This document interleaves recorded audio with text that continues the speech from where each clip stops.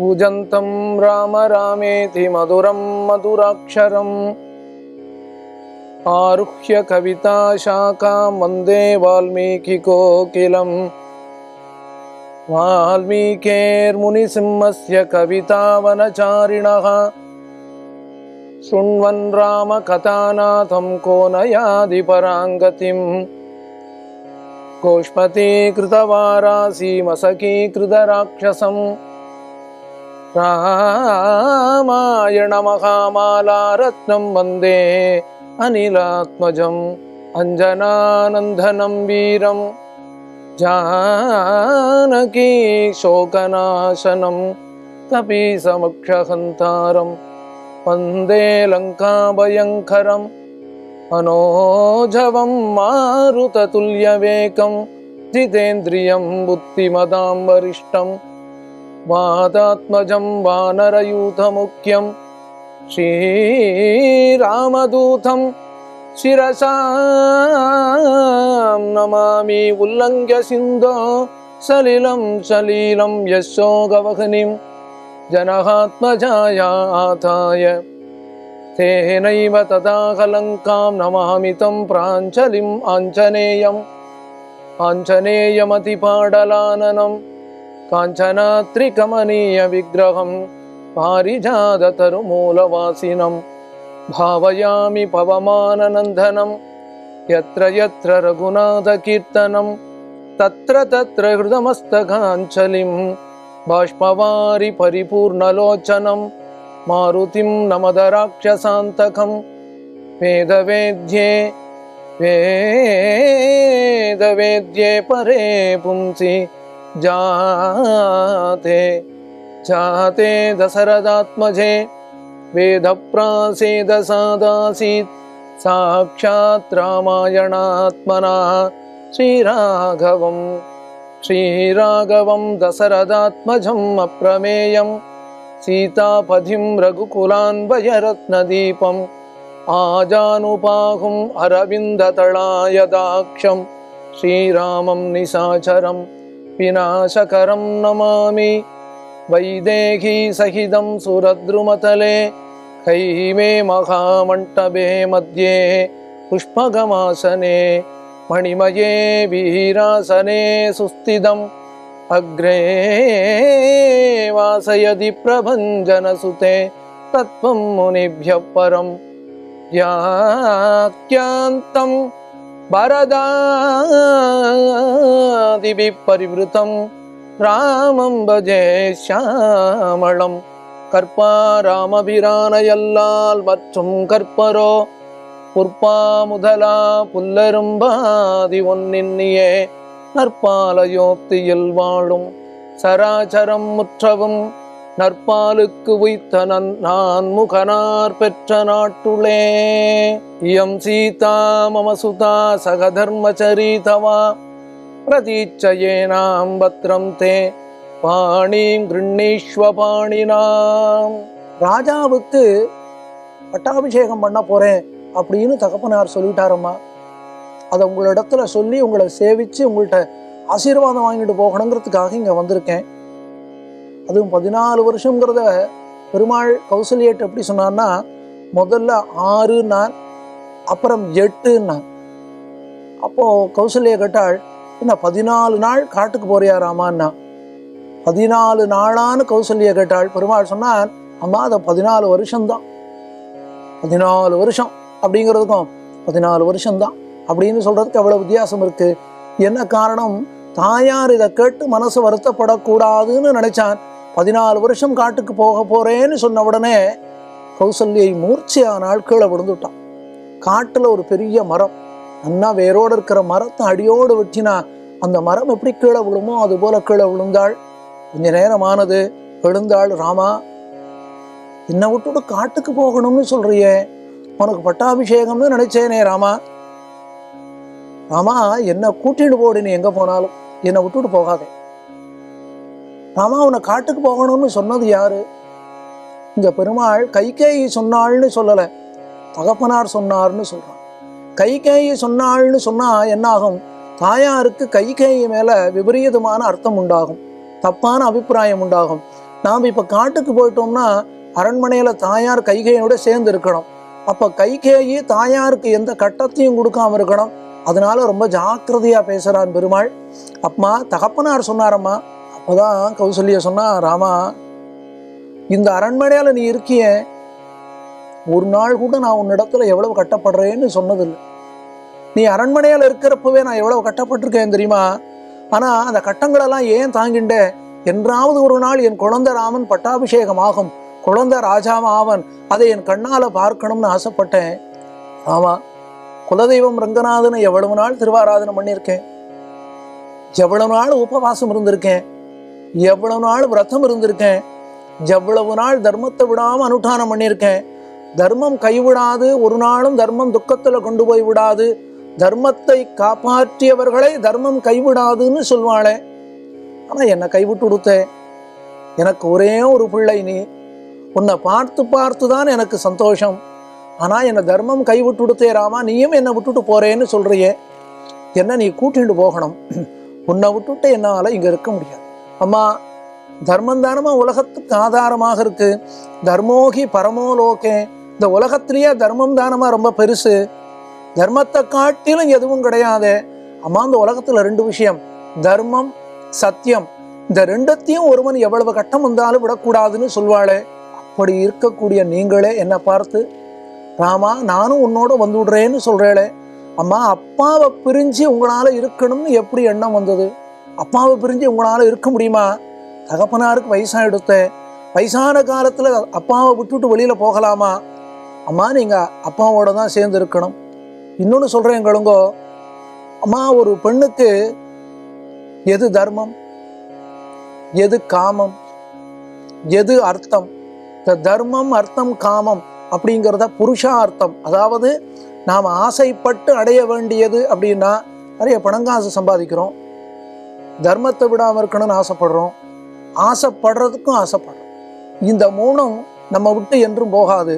ஆனால் அம்மா, ஒரு பெண்ணுக்கு எது தர்மம் தெரியுமா?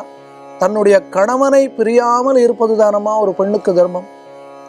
தன்னுடைய கணவனுடைய மனதுக்கு ஏற்ற மாதிரி நடந்து கொள்வது தானம்மா ஒரு பெண்ணுக்கு தர்மம். அந்த கணவன் மூலமாக நல்ல குழந்தைகளை பெற்றெடுப்பது தானம்மா ஒரு பெண்ணுக்கு லட்சியம். அப்படி இருக்கும் பொழுது தகப்பனாரை இங்கே அயோத்தியில விட்டு என்னோட காட்டுக்கு வரேன்னு சொல்றேளே. அம்மா, ஒரு ஸ்திரீ விவாகமான பின்பு தன் பர்த்தாவை ஒரு நாளும் பிரியக்கூடாதம்மா. நீங்கள் தகப்பனாருக்கு கைங்கரியம் பண்ணிட்டு இருக்கணும். அம்மா, ஒரு வார்த்தை சொல்கிறேன் கேளுங்கோ. என்னவோ இவ்வளவு நாளாக தான தர்மங்களை பண்ணினேன், ரங்கநாதனுக்கு திருவாராதனம் பண்ணினேன், எனக்கு இந்த கட்டம் வந்து கொடுத்துன்னு சொல்கிறேன்.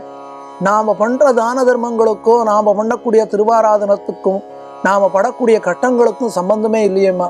நாம் கட்டப்படுறோம்னா நம்முடைய கர்மாவை அனுபவிக்கிறதுக்காக கட்டப்படுறோம், சுகப்படுறோம்னா நம்முடைய கர்மாவை அனுபவிக்கிறதுக்காக சுகப்படுறோம். நமக்கு கஷ்டம் வந்தாலும் சரி, சுகம் வந்தாலும் சரி அம்மா, நம்முடைய தர்மத்தை ஒரு நாளும் நாம் மீறக்கூடாது. ஒரே ஒரு வார்த்தை உங்களுக்கு சொல்றேன் கேளுங்கோ.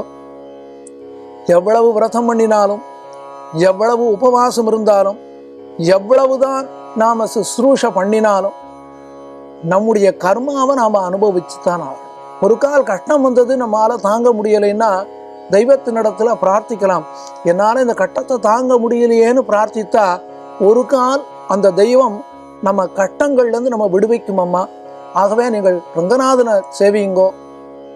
ரங்கநாதனுக்கு இனிமே திருவாராதனை பண்ண மாட்டேன், பூஜை பண்ண மாட்டேன், தான தர்மங்கள் பண்ண மாட்டேன் அப்படிலாம் சொல்லக்கூடாது. அம்மா, இது நாள் வரையும் அக்னிஹோத்திரம் பண்ணியிருக்கே, அக்னிஹோத்திரத்தை விடாமல் பண்ணுங்கோ. குல தெய்வத்தை நன்னா கொண்டாடுங்கோ. படித்தவர்களுக்கு எவ்வளவு முடியுமோ அவ்வளவு தானம் கொடுங்கோ. ராமா, நான் இதெல்லாம் இவ்வளவு நாளாக பண்ணிட்டு இருந்தேனே, பண்ணிட்டு இருந்ததுக்கு பலன் பார்த்தியா ராமா? இப்போ நீ என்னை விட்டுட்டு காட்டுக்கு போறியே அப்படின்னு சொன்னாள் கௌசல்யை. அப்போதான் திரும்ப பெருமாள் சொன்னான், கிடையாதம்மா, அதுக்கும் இதுக்கும் சம்பந்தம் கிடையாது. உங்கள் கடமையை நீங்கள் சரியாக பண்ணணும். அவனவன் கடமையை அவனவன் சரியாக பண்ணணும். எவ்வளவு கட்டம் வந்தாலும் சரி, தர்மத்தை மட்டும் விடக்கூடாதம்மா. நான் 14 வருஷம் இதோ வந்துடுறேம்மா, நீங்கள் எனக்கு ஆசீர்வாதம் பண்ணி அனுப்பணும். அது மட்டும் கிடையாது, நீங்கள் என்னோட காட்டுக்கு வந்துவிட்டா அயோத்தியில் தகப்பனாரை யார் பார்த்துப்பா? நீங்கள் இருந்தாலாவது தகப்பனாருக்கு ஆறுதலாக ஏதாவது வார்த்தை சொல்லலாம். நீங்கள் நல்லா நினச்சி பாருங்கோ. இது நாள் வரைக்கும் நான் தகப்பனாரோட கூட இருந்தேன். இப்போ தகப்பனாரை விட்டு நானும் காட்டுக்கு போக போகிறேன். தகப்பனாரை விட்டுவிட்டு நீங்களும் என்னோட காட்டுக்கு வந்தா தகப்பனாருக்கு வேறு யார் கத்தியம்மா? அவர் வருத்தப்படக்கூடிய காலத்துல அவருக்கு மனசுக்கு தைரியம் சொல்றதுக்கு நீங்க இல்லைன்னா தகப்பனார் ரொம்ப துக்கப்படுவாரே. ஆகவே அம்மா நான் காட்டுக்கு போயிட்டு வரேன், நீங்க எனக்கு ஆசீர்வாதம் பண்ணணும். அப்பதான் கௌசல்யா சொன்னா, ராமா நீ சொல்ற தர்மம் எனக்கும் தெரியும், இருந்தாலும் உன்னை விட்டு பிரியணுமேங்கிற துக்கத்துல சொல்றேன். சரி, இப்ப 14 வருஷம் காட்டுக்கு போறியே, உனக்கு நான் என்ன கொடுப்பேன்? அந்த புறத்துல இருக்கக்கூடிய பக்ஷணங்கள் எல்லாம் கொடுத்து விடுவேன். உனக்கு 14 வருஷம் வேணுங்கிறத ஆகாரங்கள் எல்லாம் கொடுக்கணும்னு ஆசைப்படுறேன். 14 வருஷம் நீ கட்டமே படாம நல்ல வஸ்திரங்கள் எல்லாம் உடுத்திக்கணும்னு இங்கேருந்து எல்லாம் கொடுத்து விடுவேன். ஆனா உன்னால எவ்வளவு கொண்டு போக முடியும் ராமா? எவ்வளவுதான் கொண்டு போனாலும் எவ்வளவு நாள் வைத்து கொள்ள முடியும்? ஏதோ ஒரு காலத்துல எல்லாம் கட்டு போயிடுமே. ஆனா ராமா, என்கிட்ட ஒன்னே ஒண்ணு இருக்கு, அதை உனக்கு நான் கொடுக்கறேன். அது என்ன தெரியுமா? ஒரு நாளும் கட்டு போகாது, சாஸ்வதமானது. நீ எங்க போனாலும் உன்னோடு வரும், உனக்கு எவ்வளவு கட்டம் வந்தாலும் உன்னை விட்டு போகாது அப்படின்னு நான் ஒண்ணு வச்சிருக்கேன் ராமா, அதை உனக்கு கொடுக்கறேன். அம்மா அப்படி ஒண்ணு இருக்காது, என்னது? நான் அப்பதான் தாயார் கௌசல்யா சொன்னா, குழந்தை, என்னுடைய தர்மம் இது நாள் வரைக்கும் நான் பண்ணின பூஜை, இது நாள் வரைக்கும் நான் பண்ணினதான தர்மம், என்னுடைய கர்மாவை இது நாள் வரையும் பண்ணியிருக்கேனே, அதனால எனக்கு கிடைச்சதான புண்ணியம், அது அத்தனையும் உனக்கு கொடுக்குறேன் குழந்தை. இந்த தர்மம் உன்னை கைவிடாது, நீ எங்கு சென்றாலும் இந்த தர்மம் உன்னோடு உடன் வரும். ஆகவே எங்க போனாலும் ஜாக்கிரதையாக இரு. உன் அக்னி பகவான் நன்னா காப்பாற்றட்டும், வாயு பகவான் உன்னை எங்கெல்லாம் ரட்சிக்கணுமோ அங்கெல்லாம் ரட்சிக்கட்டும் அப்படின்னு சொன்ன கௌசல்யை உடனே குழந்தை ராமனுக்கு மங்களம் உண்டாகணுங்கிறதுக்காக அக்னியில ஹோமம் பண்ண சொன்னா பெரியவர்களை கூட்டும். ராமனுக்கு மங்களம் உண்டாகணும்னு படித்தவர்களெல்லாம் கூட்டும் அவர்களுக்கு நிறைய தான தர்மங்களை பண்ணினாள், நிறைய ஹோமங்களை பண்ணினாள். பண்ணின உடனே ராமன் பெருமாள் கிளம்புறான் தாயார்கிட்ட இருந்து. அப்போதான் கௌசல்யா சொன்னா, ஹே ராமா, தேவேந்திரனுடைய தாயார் எந்த மங்களத்தை தேவேந்திரனுக்கு கொடுத்தாளோ அதே மங்களம் உனக்கு உண்டாகட்டும். வாமனமூர்த்திக்கு வாமனமூர்த்தியின் தாயார் எந்த மங்களத்தை கொடுத்தாளோ அதே மங்களம் உனக்கு உண்டாகட்டும். கருடாழ்வானுக்கு அவனுடைய தாயார் என்ன மங்களத்தை சொன்னாளோ அந்த மங்களம் உனக்கு உண்டாகட்டும். ராமா, அந்தந்த திக்கில் இருக்கக்கூடிய தேவதைகள், தீபங்கள் இருக்கக்கூடிய தேவதைகள் எல்லாரும் உன்னோட வரணும், உனக்கு ஹிதம் பண்ணணும், உனக்கு மங்களங்களை கொடுக்கணும். அது மட்டும் கிடையாது, இது நாள் வரைக்கும் நான் பண்ணின பூஜை, அந்த பூஜையினுடைய பலன் அது அத்தனையும் நான் உனக்கு கொடுக்குறேன் ராமா அப்படின்னு சொன்ன உடனே பெருமாள் அங்கிருந்து வேகமாக கிளம்பி சீதையினுடைய அந்தப்புறம் வரான்னு சொன்ன உடனே வால்மீகி சொல்றார், சீதை யாரு தெரியுமா? எது ராஜ தர்மமோ அதை நன்றாக அறிந்தவள். அபிக்ஞா ராஜ தர்மானம் ராஜபுத்திரம் பிரதீட்சத்தை. ராஜ குடும்பங்கள்ல எது தர்மம், எதை செய்யணும், எதை செய்யக்கூடாது என்பதை நன்றாக தெரிந்தவள் சீதை. அந்த சீதையினுடைய அந்தப்புறத்துக்கு வரான் பெருமாள். இப்போ நாட்டி பெருமாளை பார்க்கிறா. விடியற்காலையில சுமந்திரன் வந்து கூட்டிட்டு போக நானே, ரொம்ப சந்தோஷமா கிளம்பி போனாரே, இப்போ முகத்துல வருத்தம் இருக்கேன், என்ன நடந்தது தெரியலையே என்ன சீதை வருத்தப்பட்டாள். இப்ப பெருமாளுக்கு என்ன வருத்தம்னா, காட்டுக்கு போறதுல வருத்தம் கிடையாது, சீதை இடத்துல இதை எப்படி சொல்றதுன்னு தான் பெருமாளுக்கு வருத்தம். பெருமாள் முதலியே சொல்லிட்டான், ராஜ்யம்பா வனவாசோவா வனவாசோ மகோதயே, எனக்கு எங்க இருந்தாலும் காட்டுல இருந்தாலும் நாட்டுல இருந்தாலும் எனக்கு எதுவும் எல்லாமே ஒரே மாதிரி தான். பெருமாள் சொல்றான், குலே மகதி சம்பூதே தர்மஜே தர்மச்சாரிணி சுனோ ஜானகி. தர்மஜே, தர்மத்தை நன்றாக தெரிந்தவளே, எது தர்மமோ அதை அனுஷ்டானம் பண்ணக்கூடியவளே, என்னுடைய மிகவும் பிரியமான பத்னியான சீதையே, ஹே ஜானகி, மைத்திலி, தகப்பனார் என்ன 14 வருஷம் காட்டுக்கு போகணும்னு சொல்லியிருக்கார். இப்ப யுவராஜ்ய பட்டாபிஷேகம் நடக்கணுமே, அது எனக்கு நடக்கலை, குழந்தை பரதனுக்கு ஏற்பாடு பண்ணியிருக்கார். என்ன 14 வருஷம் காட்டுல போய் ஒரு ரிஷியை போல இருக்கணும் அப்படின்னு சொல்லியிருக்கார் சீதை. உன்னிடத்துல சொல்லிட்டு கிளம்பி போகலாம்னு நான் இங்க வந்தேன். நான் போயிட்டு 14 வருஷம் கழிச்சுதான் வருவேன். ஒன்னே ஒண்ணு தெரிஞ்சுக்கோ, யாத்தேச்ச மயி கல்யாணி, ஹே கல்யாணி, நான் காட்டுக்கு போறேங்கிறதுனால என்னையே நினைச்சு கவலைப்படாதே. குலதெய்வமான ரங்கநாதனுக்கு பண்ண வேண்டிய பூஜைகளை ஒரு நாளும் நிறுத்தாதே. இதே வார்த்தையை தான் அம்மாவிடத்துலையும் சொல்லியிருக்கான். தினமும் காலையில குலதெய்வத்தை சேவிச்ச உடனே தகப்பனார போய் சேவிக்கணும். சீதை, என் தாயார் கௌசல்யை இனிமே நீதான் அவளை ஜாக்கிரதையா பார்த்துக்கணும். இந்த அரண்மனையில நான் இருக்கிறப்பவே அவள் ரொம்ப கட்டப்பட்டிருக்கா. இப்ப நானும் இந்த அரண்மனையில இல்லைன்னு அவள் கதி என்ன ஆகுமோ எனக்கு தெரியலையே. அவளை நன்னா பார்த்துக்கணும். அந்த பொறுப்பை நான் உன்னிடத்துல கொடுக்குறேன் சீதை. சீதை, என் தாயாரை பத்தி உனக்கே நன்னா தெரியும், இருந்தாலும் சொல்றேன். என் தாயாருக்கு இது வேணும்னு கூட கேட்க தெரியாது. என்ன காரணம்னா, இது வேணும்னு கேட்டா கூட அடுத்தவர்கள் தவறாக நினைத்துக் கொள்வார்களோன்னு என் தாயார் பயந்து போயிடுவாள். அப்ப அந்த தாயாருக்கு என்ன வேணுங்கிறத நன்னா தெரிஞ்சுண்டு இவ்வளவு நாளா நான் தாயாருக்கு கைங்கரியம் பண்ணியிருக்கேன். நான் காட்டுக்கு போயிட்டேன்னா என் தாயாருக்கு வேணுங்கிறது யார் கொடுப்பா? அதனால நான் காட்டுக்கு கிளம்பி போன இந்த நாள்ல இருந்து 14 வருஷம் தாயாரையும் தகப்பனாரையும் நீதான் ஜாக்கிரதையா பார்த்துக்கணும். அகம் கமிஷ்யாமி மகாவனம் பிரியே. சீதே, உன்னை பிரிஞ்சு போறது எனக்கு வருத்தம் இல்லைன்னு நினைக்காதே. ஆனா லோகத்துல தர்மம் தான் ரொம்ப வசந்தது. ஒரு மனுஷனுக்கு எவ்வளவு கட்டம் வந்தாலும் அவன் தர்மத்தை விடக்கூடாதம்மா. அதனால இப்ப நான் கிளம்பி போறேன் அப்படின்னு சொன்னான். சொல்லிட்டு கிளம்ப போறான். அப்பதான் சீத்தை பேச ஆரம்பிச்சா. தகப்பனார் காட்டுக்கு உங்களை அனுப்புறாருன்னு சொன்னேளே, என்னுடைய தகப்பனார் விவாக காலத்துல என்ன சொல்லி என்ன உங்களுக்கு கல்யாணம் பண்ணி கொடுத்தாருன்னு ஞாபகம் இருக்கா? இயம் சீதா மமசுதா சகதர்மச்சரீதவா பிரதீச்சயேனாம் பத்ரம் தே பாணீம் கிருண்ணீஸ்வபாணினா. ஹே ராமா, இவள் சீதை என்னுடைய பெண். இயம் சீதா மமசுதா. அதுக்கு மேல எங்க அப்பா என்ன சொன்னார் மறந்து விட்டேளா? உங்களுடைய தர்மம் எதுவோ அதுவே இவளுடைய தர்மம்னு சொன்னாரே. விவாகமான பெண்ணிற்கு அவள் கணவனுக்கு வரக்கூடிய சுகதுக்கங்கள்ல சரியான பாதி பங்கு உண்டு. இப்ப நீங்க காட்டுக்கு போகணும்னு சொன்னா என்ன விட்டுட்டு போகணும்னு சொல்றேளே, உங்களுக்கு தெரியாதா? ஸ்திரீகளுக்கு கல்யாணமான பிறகு கணவன் தானே கதி. கணவனை தவிர யாரும் கிடையாதே. கணவன் தானே கண்கண்ட தெய்வம் ஒரு பெண்ணுக்கு. ஒரு கால் தகப்பனார் உங்களை காட்டுக்கு போகணும்னு சொன்னா, ராமா, உங்களுக்கு முன்னாடி காட்டுக்கு போறதுக்கு நான் தயாரா இருக்கேன்.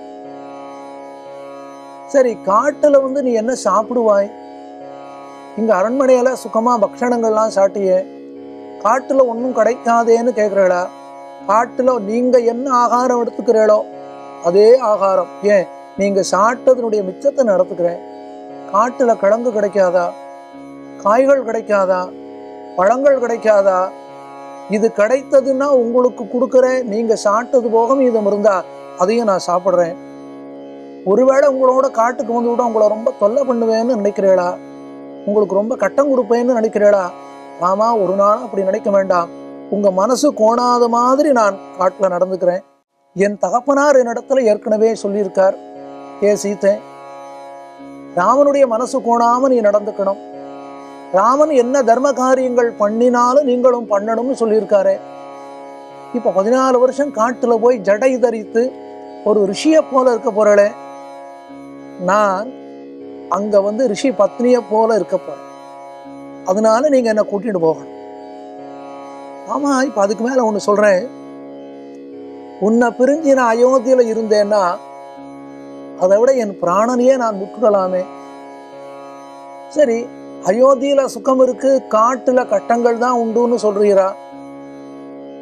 மனசுல தைரியம் இருக்கிறவன் எங்க வேணா இருக்க முடியும் ராமா.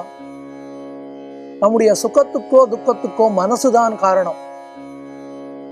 மற்றவர்களுக்கு கட்டமாக இருப்பது நமக்கு கட்டமாக இருக்கணுங்கிற அவசியம் கிடையாது.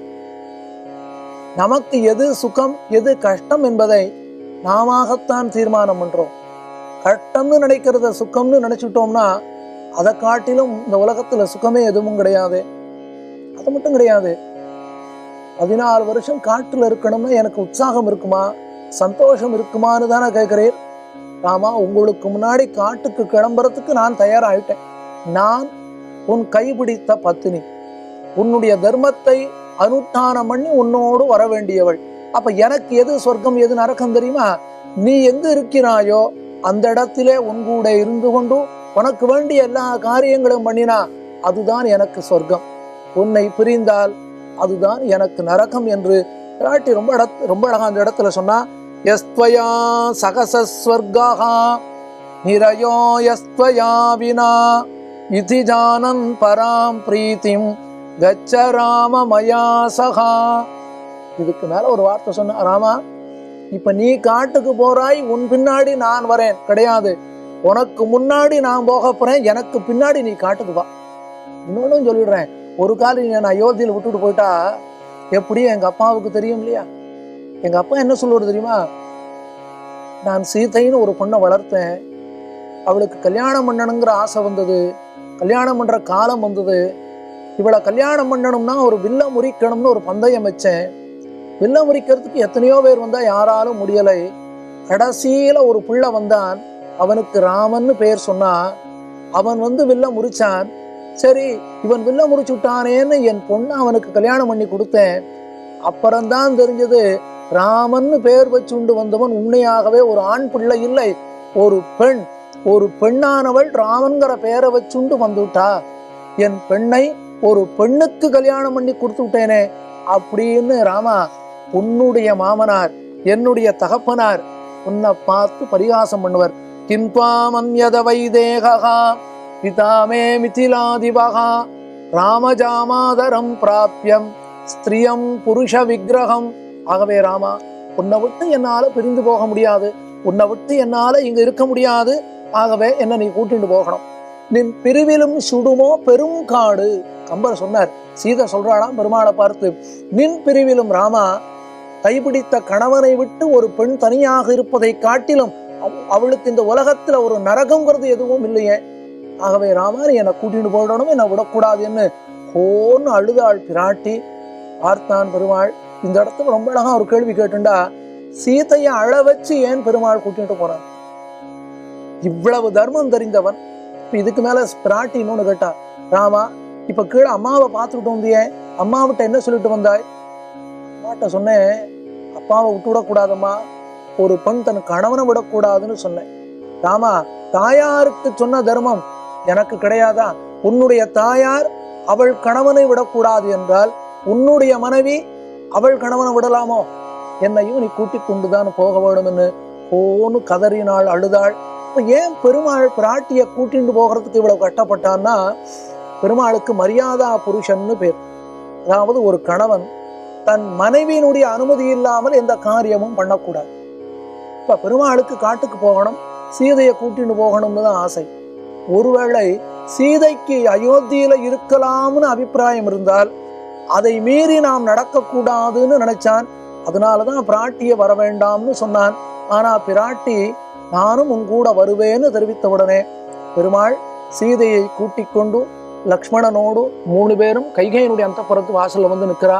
வந்து நின்ன உடனே பெருமாள் சொன்னான், ராஜாவிடத்துல சொல்லணும், நான் காட்டுக்கு கிளம்புறேன், ராஜா என்ன மட்டும்தான் போகணும்னார், ஆனா என்னோட சீதையும் வராள், என்னோட லக்ஷ்மணனும் வரான், அவர்களையும் கூட்டிக் கொண்டு போவதற்கு எனக்கு அனுமதி வேணும், உள்ள போய் சொல்லுங்கோ அப்படின்னு. உடனே தசரதன் குழந்தைய உள்ள கூட்டு அனுப்புனான். பெருமாள் உள்ள போனான், தகப்பனார் சேவிச்சான். இதோ நான் காட்டுக்கு கிளம்பிட்டேன். அப்போதான் தசரதன் சொன்னான், ராமா இன்னைக்கு ஒரு ராத்திரி இங்க இருக்கலாமே. பெருமாள் கேட்டான், இன்னைக்கு ஒரு ராத்திரி இருக்கிறதுனால என்ன ஆயிட போறது, எதுவும் மாற போறது இல்லையே, நான் இப்பவே கிளம்புறேன் அப்படின்னு சொன்ன பெருமாள் இப்போ தசரதனை பார்த்து ஒன்று சொன்னான், நீங்க எனக்காக ஒரு காரியம் பண்ணணும், உனக்கு என்ன வேணுமோ கேளு ராமா, நான் பண்றேன் அப்படின்னு சொன்ன உடனே இப்போ பெருமாள் என்ன சொன்னான், பக்கத்துல இருக்கக்கூடிய கௌசல்யை பக்கத்துல இருக்கிறான், அவளை காட்டினான். அவளை காட்டிட்டு தகப்பனார் இடத்துல சொன்னான், இவள் யாரு தெரியுமா, என்னுடைய தாயார் இவள் கௌசல்யை.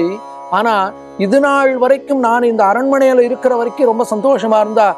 எம் தார்மீக கௌசல்யா மம மாதா யசஸ்வினி.